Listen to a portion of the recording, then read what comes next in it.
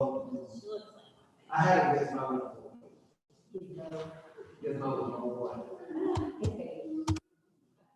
So we were kind of thinking the first week 9 to 1, and then kind of see how it goes with the plan of being full-time after that. But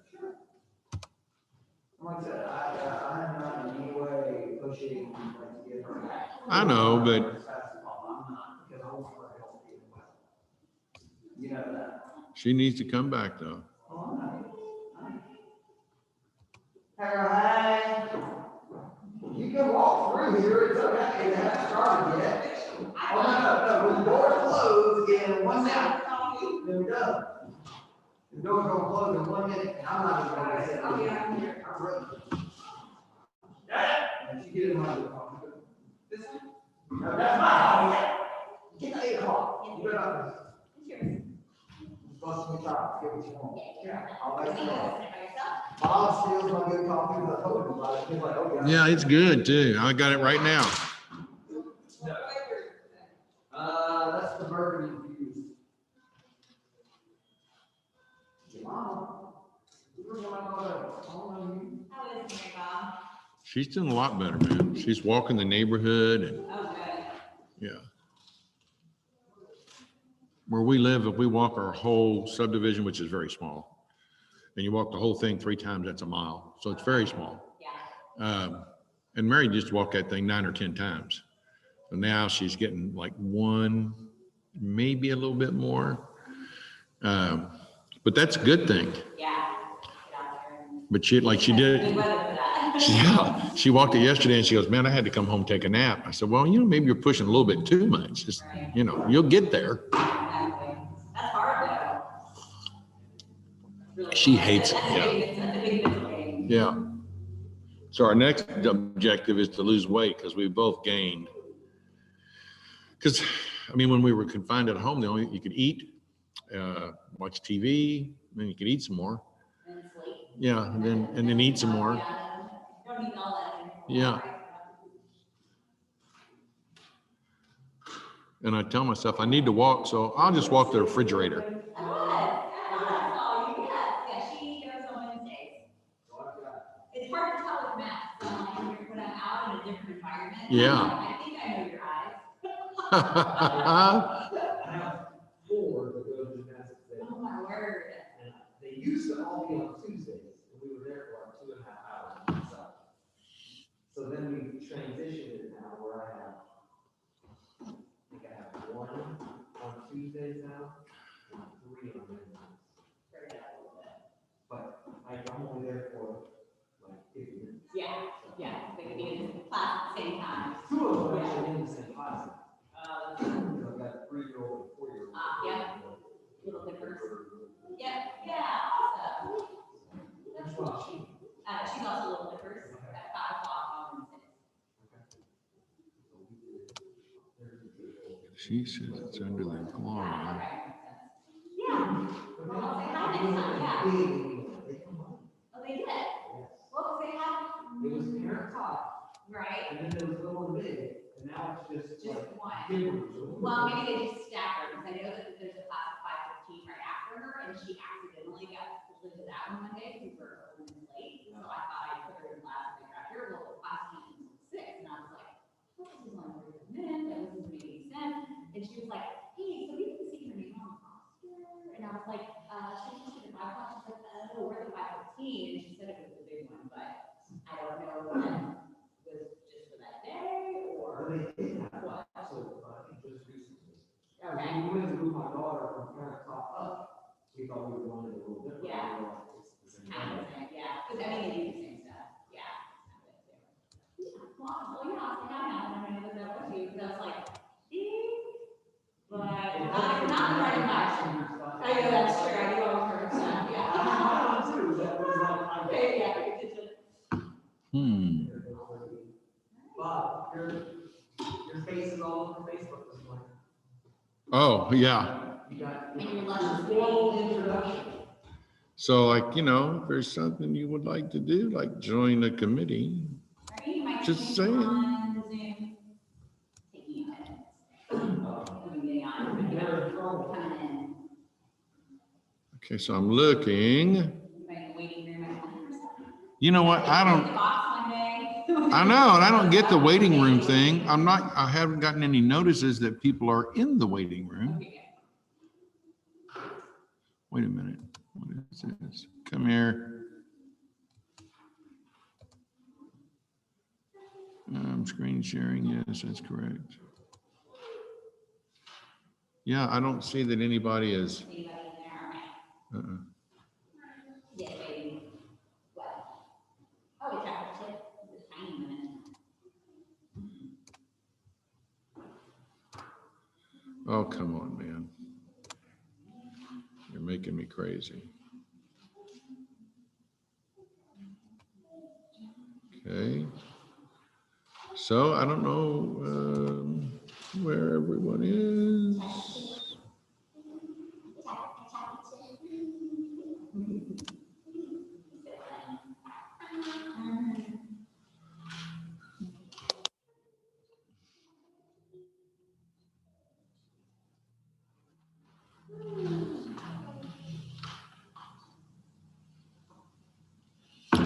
So yesterday I had the question, somebody wrote a backup offer, and the person who wrote the backup offer said that it was good for 20 days. But before that 20 days was up, they notified by text the agent who had the listing that they were now rescinding their backup offer. So the agent said, well, can they do that? I said, absolutely. Until they're first in line, they sure can. So she said, well, can I just take a text message? I said, yeah, no, I wouldn't do that. Because that's a communication between two agents. That's not between a buyer and a seller. So this form that's up there now is the mutual release from a purchase agreement. Yeah, so, I'm sorry? Oh, so you can see the screen a little better? Oh. So it's a pretty simple form to fill out. So I told the agent that, you know, she should do a mutual release from the purchase agreement. But because this almost never happens, nobody ever realizes there's something for that. There's a form for that. Because obviously we don't have a form for everything. Thank you for making a Kentucky escalation form though. All I did was copy the Indiana form. We just needed something. And- That's all I was doing. I'm like, am I planning to bring my copy this provision? Oh, I probably did. No question about it. Yeah, I probably did. But I mean, I get it. We had an agent ask for the form and got a little bit upset because Clar didn't have a form and we didn't do one. So I said, well, you know, man, it's easy. Everybody else that I've ever talked to have just done it. But hey, I'll do it and we'll put it out there and see what happens. So if we get caught using it and somebody starts screaming, then I'll deal with it. Well, I would imagine in their mind, it would be easier because they're addendum forms, just a box. Right. I know.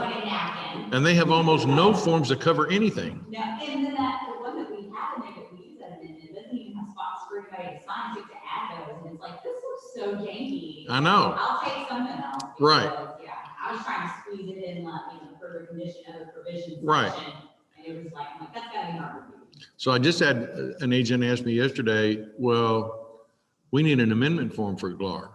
Well, they don't use amendments, they use addendums. And you can say in the addendum that this amends the contract. Okay. But you know, I might just make a form that says at the top amendment instead of addendum. I just think we kind of get a little bit carried away with things sometimes. You don't need a form for everything, but the complicated stuff like an as is, I'm going to do that too, an as is addendum. Or the escalation clause, you know, that's a little more complicated. And I don't know why GLAR doesn't do it. I guess they don't want to take any more risk than they absolutely have to. But that's how we're going to practice. Yeah. Like, those are things those are common things now. Yeah. Very common things right now. So Right. you would think that would cover the more, at least it's a little more spelled out in legalese. Right. Yeah. In our board, before we went to Indiana forums, we had all of our forums done by John Kraft. He had everything, just like they do in Indiana. It's like, just Kentucky doesn't want to do it, I guess. So that's the mutual release of a purchase agreement from a purchase agreement. This is what you would use if you were basically rescinding an offer for a reason that was legitimate.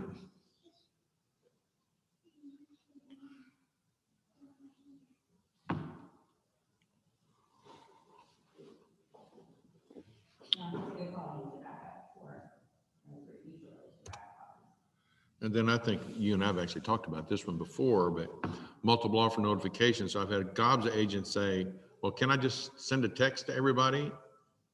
Well, that's a communication between two agents. That's not a communication between the buyer and the seller. So that's what the mutual offer notification form. Good morning. We're doing good. But that's what this form is for. So you can notify all participants that you're in a multiple offer situation and here's how we're going to deal with it. Not that I'm aware of. Okay. I remember that came up when I had my first listing in Louisville, and we had it. I'm like, I don't know what this is. I remember calling Greg, and he was getting ready to order a plane. Luckily, he answered my call. Yeah. And he was like, there isn't one. And I'm like, what?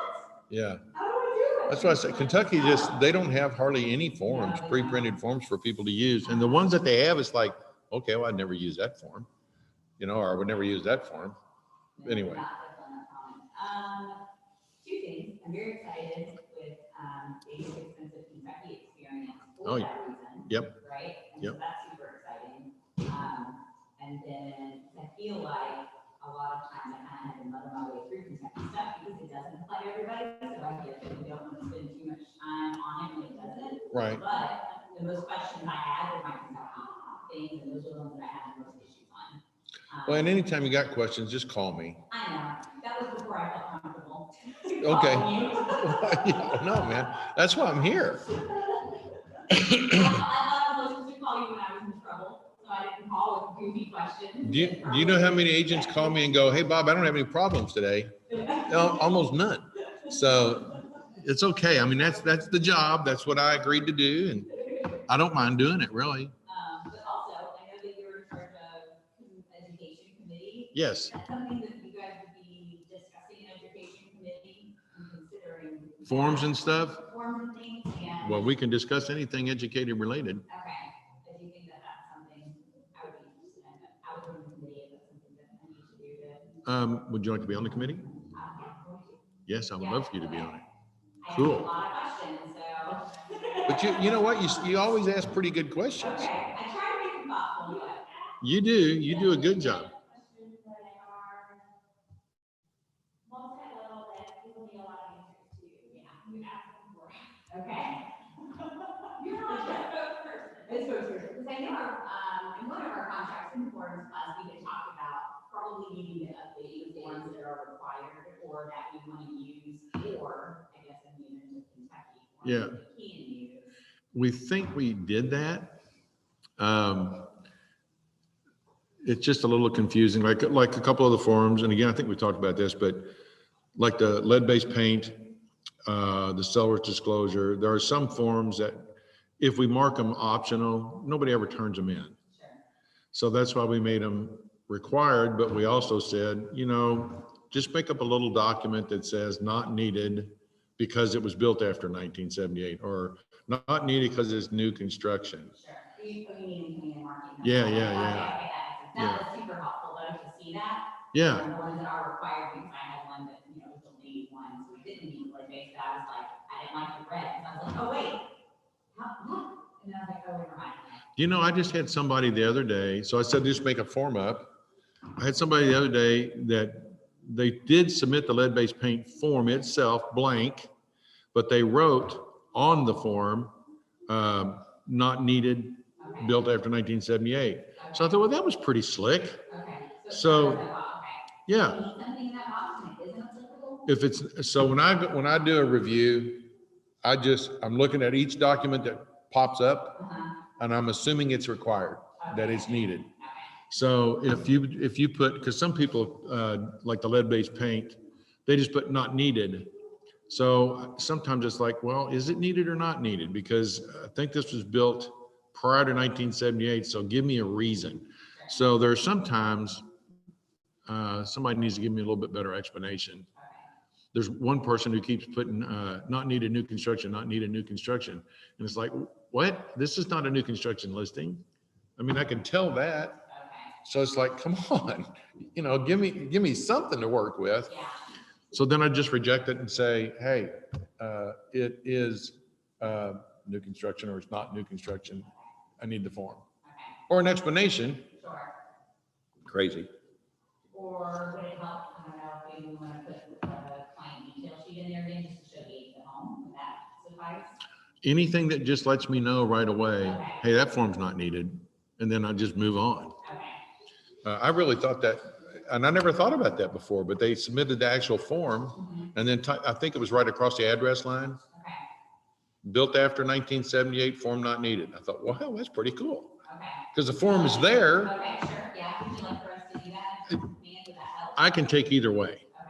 but I just never thought about doing that before. They could do, you do the same thing on a seller's, yeah, you can do the same thing on a seller's disclosure if it's not needed. Everybody gets confused on Sure. whether seller's disclosure is actually needed or whether a lead-based paint form is actually needed. A lead-based paint is almost needed every single time, no matter what, if it was built prior to 1978. Doesn't matter if it's an estate or any of that stuff. And most people don't get that. Okay. Because they all are checking is that they don't know. Right. Even if that's all it is. Okay. So here's a new form. Well, not a new form, but one that.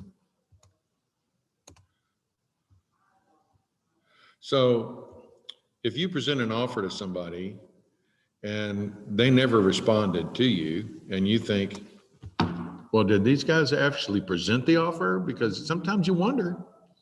So this is the acknowledgement that an offer was presented. So, you know, the property address, the buyer's name, seller's name.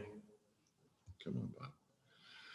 And then I hereby confirm that this was presented at whatever time, and you're asking the listing agent to sign it.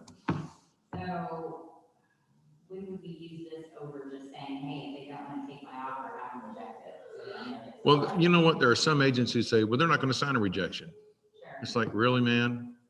What are you not doing about your job that makes them think they shouldn't do it? And I'm like, I don't like that, Yeah. So then if you have a question in your mind is, well, was this actually presented? That's what this form is for. And that's why they did it, because there's so many agents who just, like you said, they just let it expire and they don't ever tell you nothing. And you know, your client wants an answer. And I get that. So this is a really good form in my opinion. Scroll down on that one a little bit. Sure. So basically it's just the address of the property, the buyer's name, the seller's name, and then a checkbox that I did present it, or the seller said, yeah, we're not even going to look at it. The seller's not signing. No, the sellers don't. Listing agents work too. Correct. But I mean, if you really thought the listing agent signed this and they didn't present it, I mean, that is a huge violation. They could lose their license. Sure. But how do we prove it, I guess? Well, I mean, yeah. Yeah, that would be, it's a hard one to prove, but hopefully we're working with more honest people than we're not. But you don't know. Not been shared. Would you like to share it? No. Are you guys still using .loop? Yeah, me too. I have not even tried DocuSign in a long time. Part of it is we spoil our agents with .loop because we create templates that already have a lot of the defaulted things that we typically check on the forms filled out for them. We did get to a point in DocuSign where the full, like, you know, there were templates that you could create. We never got to a point where those were working well. Yeah. We're like, I get it, you're just gonna have to fill it out the whole time, every time. Right. Well, Sean says they've got a lot of that. I haven't even looked, but Sean says they got a lot of that fixed. I don't know. I really don't know. I'm just not, I just like .loop. And because I'm a Zillow Premier Agent, I get it for $14 a month. Wow, okay, So hell, man, I'll spend $14 to have what I want. right, Uh, even though Gary probably would fire me if he knew I was still buying Zillow leads, but yeah. So, you gotta do what you gotta do, that's why we're independent. yeah, well, okay, so it's very profitable. What I need for lunch. When you want to do that, okay? Like when your food's gone, fine. So the Zillow, I mean, it's very profitable for us. Yeah, So it's like, somebody's going to do it. Nobody's going to not do it. I mean, if I left, they'd just sell that to somebody else. sure. So I'm going to keep doing it because it makes money. You might have to ask how much, okay? $3,000 a month, Okay, but I get a lot more than that in return. okay. So you have to be a Premier Agent. Mhm. To be a Premier Agent, I think you have to spend $1,000 a month now. I mean, But I partner with- There's money on the. Yeah. Just curious, yeah. But I partner with my lender, Mhm. so he pays half of it. Sure. There's a lot of lenders, by the way, are only paying a third now. Yeah. So, I mean, it does, it works out. And as far as the showing time thing, I don't understand people. If I'm going to go schedule a showing, I can put my client's name in there, but am I? No.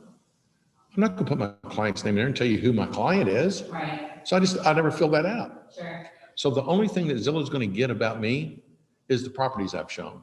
right, They don't know who I'm showing them to. sure. I may not even have a client. I might just be previewing properties. They haven't got a clue. So who cares? I don't care. They're not getting your data there. No, they're not. And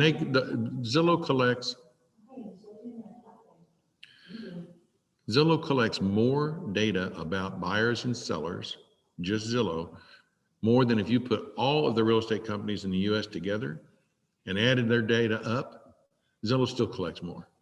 Sure.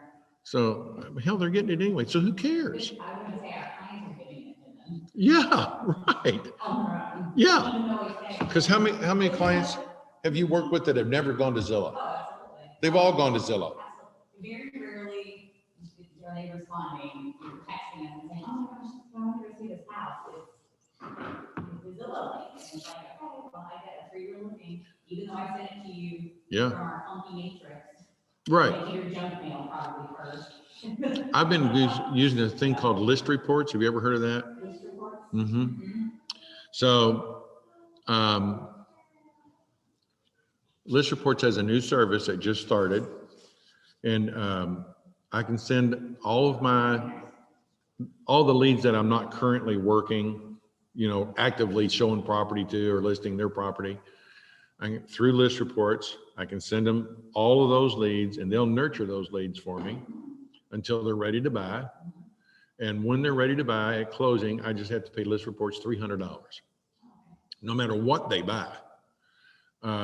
It costs me $250 a year to use the system, plus $300 per closing. $250 a year to be a member, and then $300 per closing that's generated by their efforts. Sure. So then let's say I'm working with somebody and I don't want them to work them, then I can load them to this system called Robin's Nest, and they don't count that against me. So whenever that person does buy something, I owe them nothing, but I get to let my client use their system. So that's a search engine. You would not believe the amount of information that they get about the same listings that you'll find on Zillow or Realtor.com or RMLS, the additional information that they provide, like schools and a whole list of amenities that are within the area, like where are all the barbershops, where are all the restaurants and all that. It's incredible. And the only one who gets to see what they're looking at is me. So it's a closed system.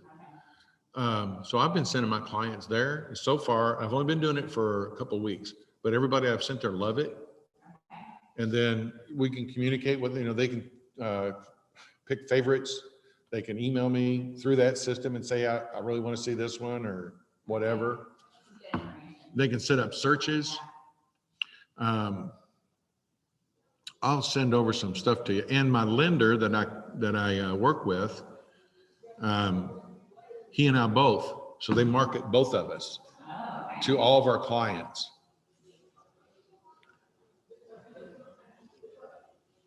When we get done with this, Okay. which we're kind of done with anyway, because it's just us. There, I had questions Um, for you, but I can't find my sheet that I made. I'll send you what I can about list reports. Okay, no, I love that. Yeah, I mean, you guys may have a different way to nurture your leads, but Well, we hired Liz, we are full-time ISA, but eventually she would like to be an agent. yeah, We just kind of told her this is not a great time to be an agent. Yeah. But to be new in business. Yeah. So honestly, her efforts are best suited being an ISA and, getting her small base salary and then setting appointments and getting those commissions when they close. yeah, And getting experience right now too. I would have been a better agent had I actually have done more lead gen in the beginning because you know how to turn it off and on, right? Right, It's that right. abundant mindset. So we have her, but we still have lead marketing touch because she's the only one Yeah. that can do. And I mean, just in the past couple of weeks, we've had so many classes to go to, that we wanted to go to, education stuff that, she hasn't done as much anyway, and that's just taking away from her yeah, pocket too, and I'm like, I need to figure out what to do with the rest of those leads, because they are just sitting there. Yeah. yeah. Well, this might be a way to do it. Yeah.